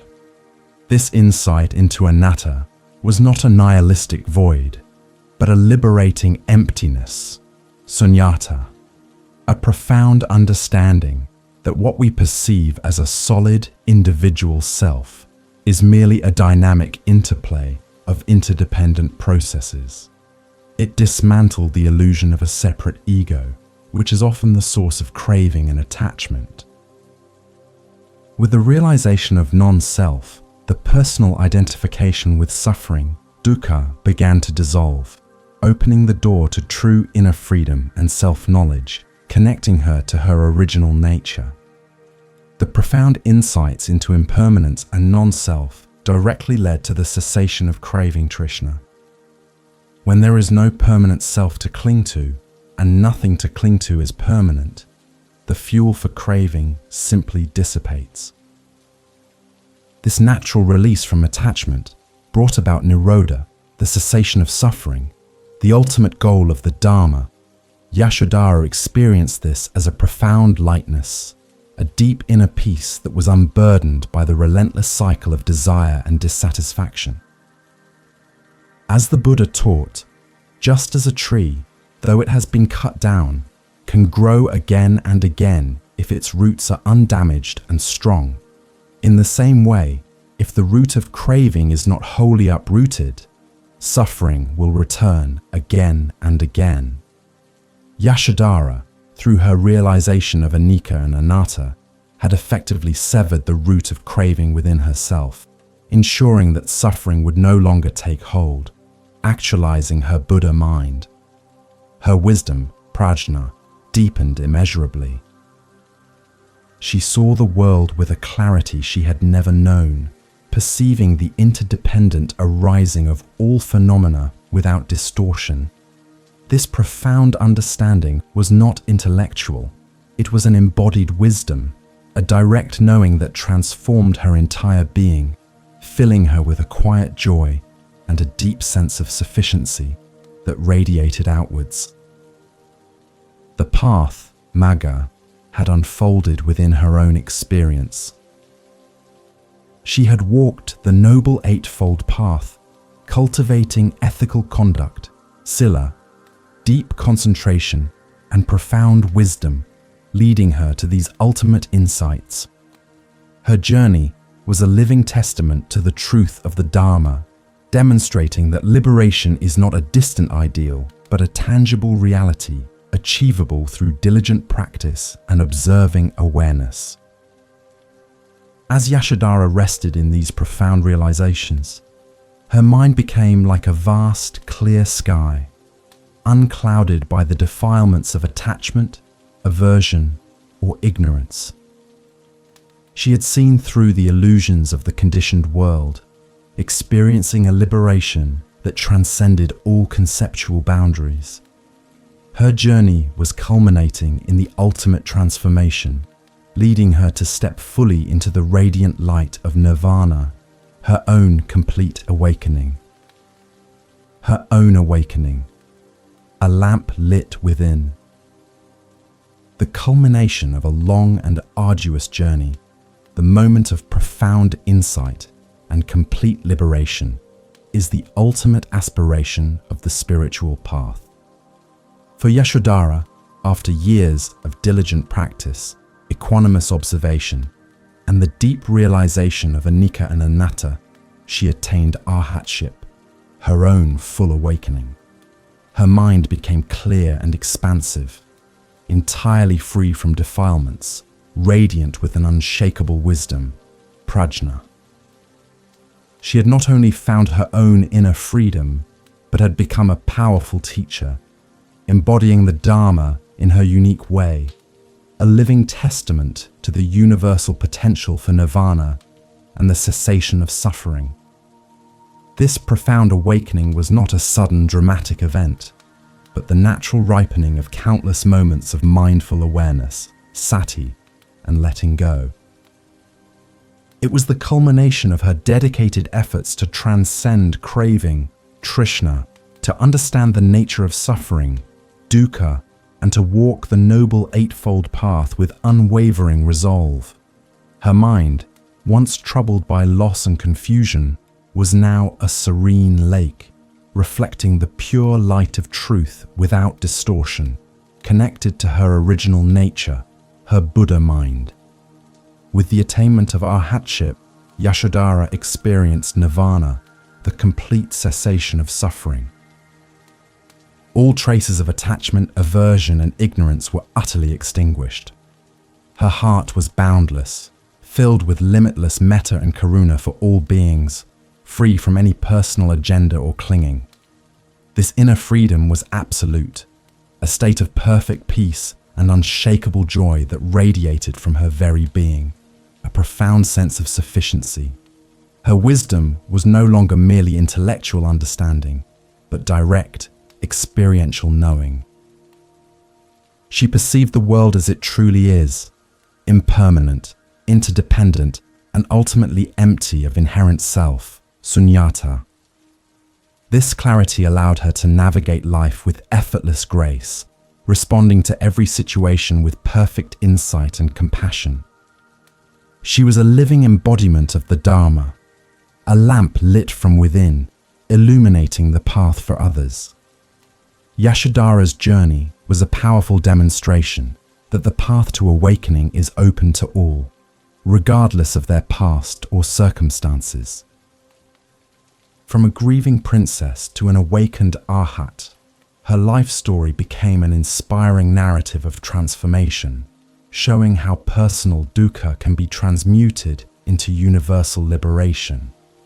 She had fulfilled the bodhisattva ideal, not by simply following in Siddhartha's footsteps, but by forging her own unique path to enlightenment. As the Venerable Dogen Zenji taught, when you find your path, you find your true self. Yashodhara had indeed found her path, and in doing so, she had realized her true self, her original nature, utterly free from the constraints of identity and expectation. Her awakening was a testament to her inherent capacity for wisdom and compassion, cultivated through years of diligent practice and observing awareness, vipassana. Her presence within the Sangha became a source of immense inspiration.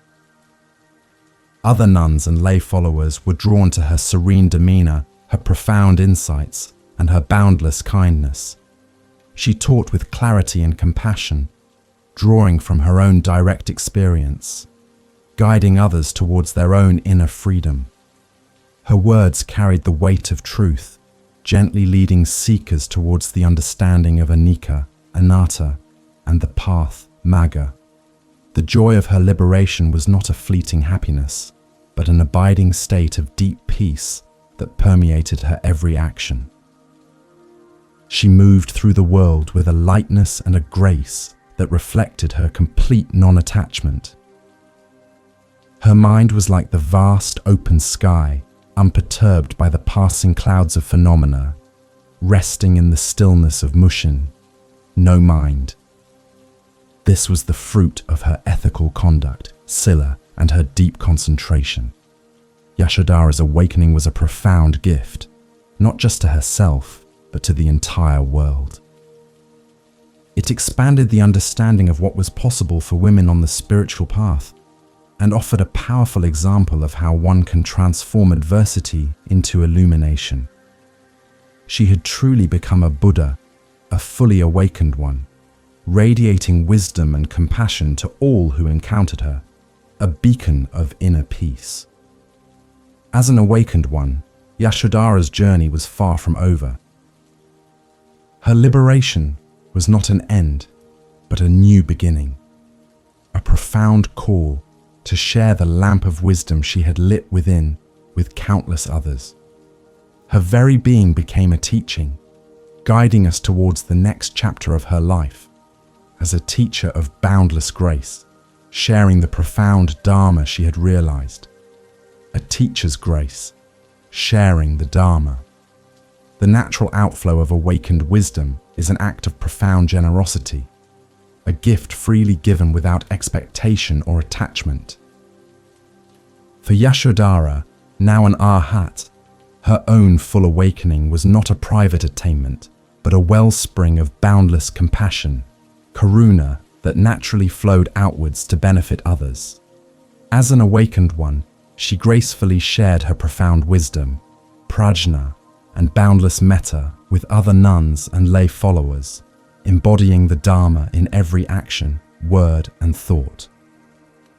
Her presence alone was a teaching, a living testament to the possibility of inner freedom and the cessation of suffering for all who sought it.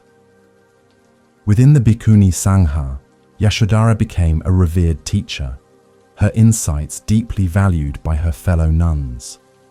She taught with the clarity born of direct experience, guiding them through the intricacies of meditation, the understanding of anicca, impermanence, and the realization of anatta, non-self. Her instructions were gentle yet precise, encouraging each practitioner to explore their own inner landscape with mindful awareness, sati, and equanimous observation, vipassana, fostering their own self-knowledge. Her teachings were always anchored in practical application, emphasizing the importance of ethical conduct, sila, and the cultivation of deep concentration, samadhi. She would often share stories from her own journey, illustrating how even profound personal suffering, dukkha, could be transformed through diligent practice and the cultivation of non-attachment. Her empathy was boundless, allowing her to connect with the struggles of others and offer guidance that was both wise and deeply compassionate, embodying her Buddha mind. Yashodhara understood that sharing the Dharma was not about imparting dry philosophical concepts, but about illuminating the path to inner freedom through direct experience. She encouraged her students to inquire, to observe, and to trust their own inherent capacity for awakening. Her approach fostered a sense of self-compassion and empowerment, reminding them that the seeds of enlightenment already resided within their own original nature, waiting to be nurtured. The act of sharing the Dharma is a continuous cycle of teaching and learning within the Sangha. Yashodhara was both a teacher and a humble learner, always open to new insights and perspectives, embodying the beginner's mind, Shoshin. This reciprocal relationship strengthened the community, creating a vibrant environment for spiritual growth and mutual support, where the practice of Tonglen, in its essence, was naturally present in their shared compassion. Consider the words attributed to the Buddha.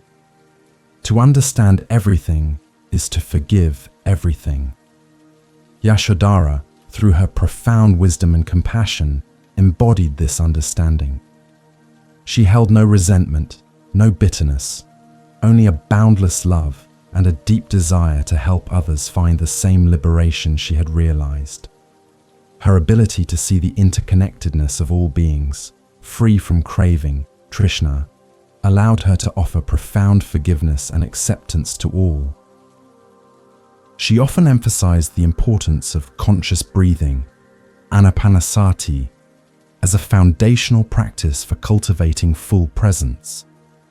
She taught that by simply returning to the breath, one could anchor the mind in the present moment, calm the inner chatter, and create space for deeper insights to arise.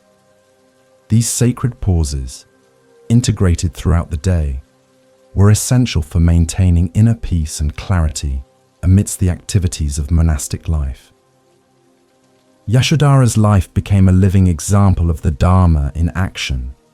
Her movements were graceful, her speech kind, and her presence serene.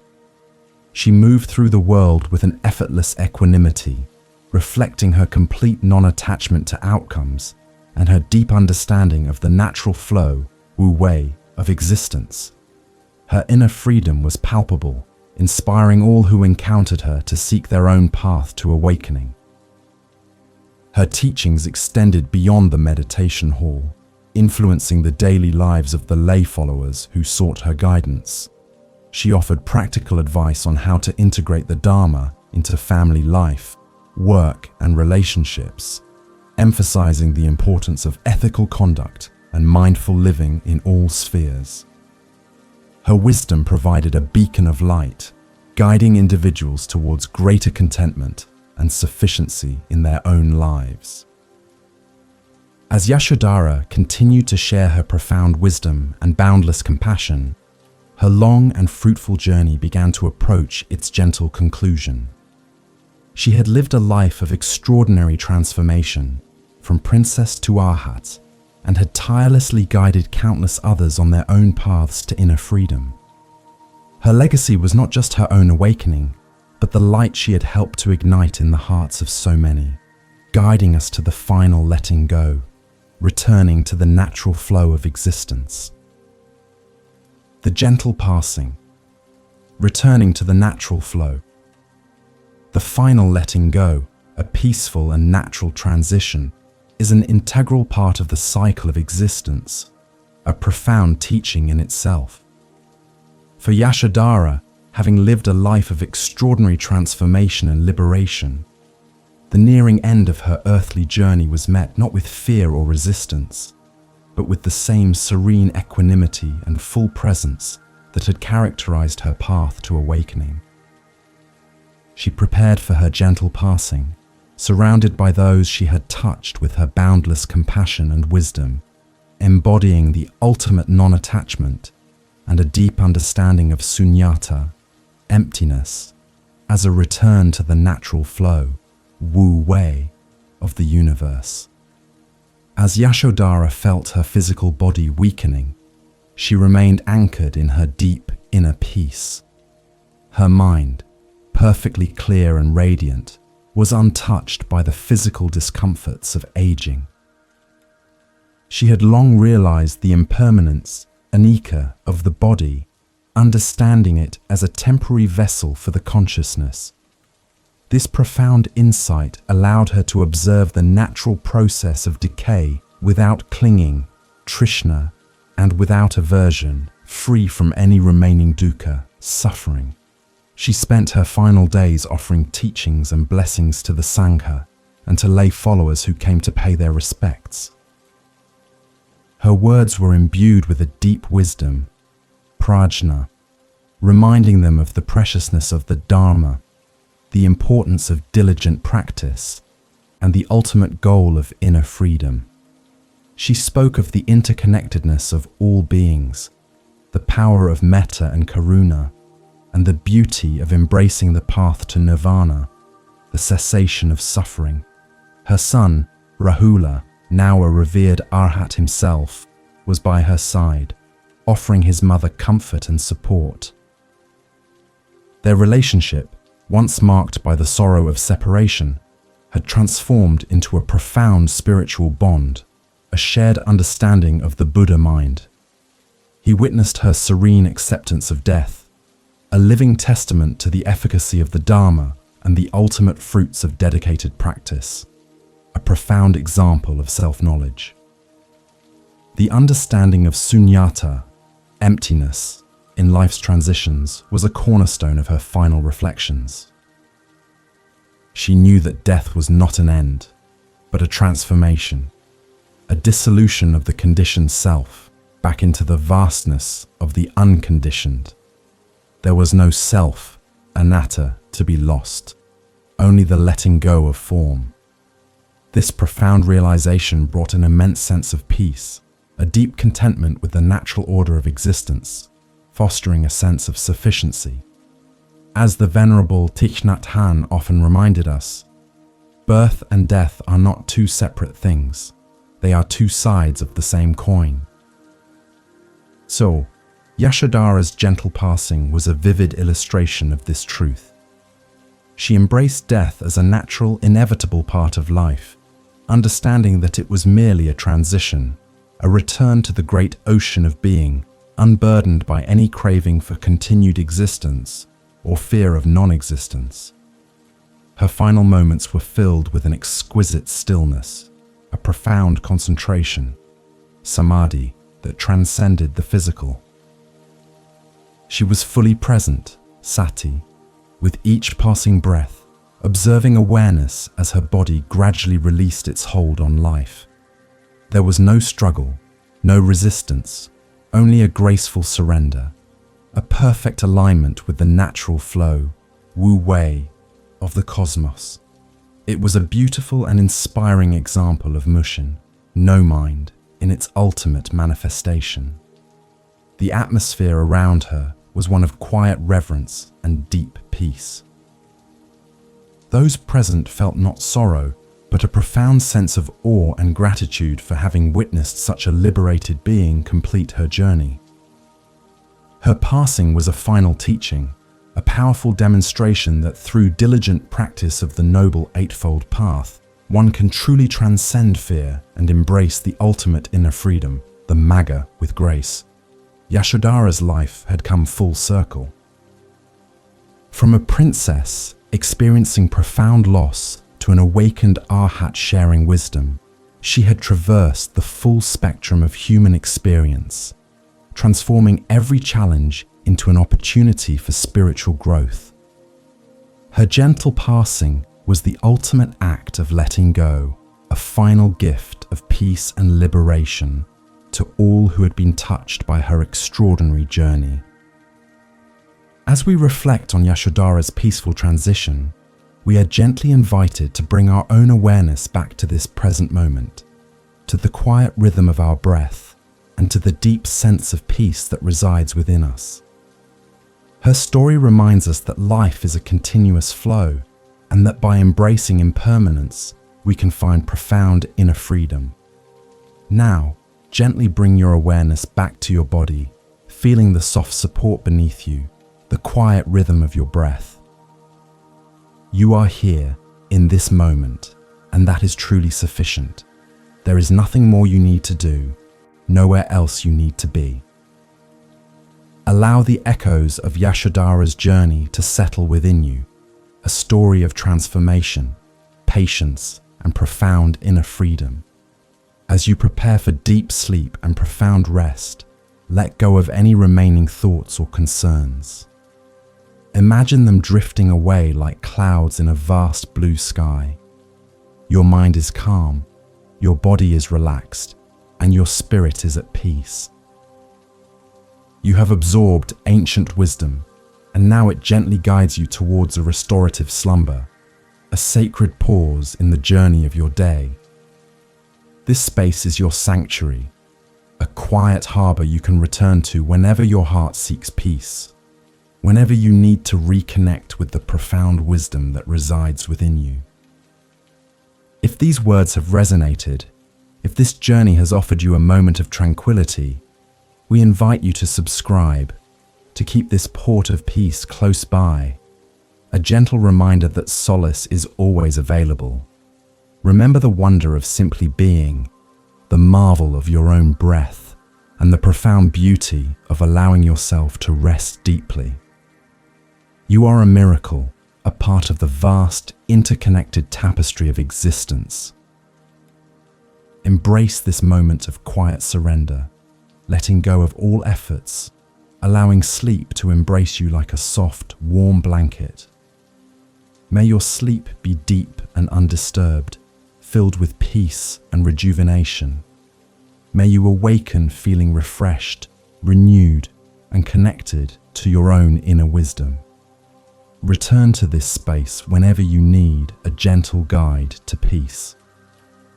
Good night.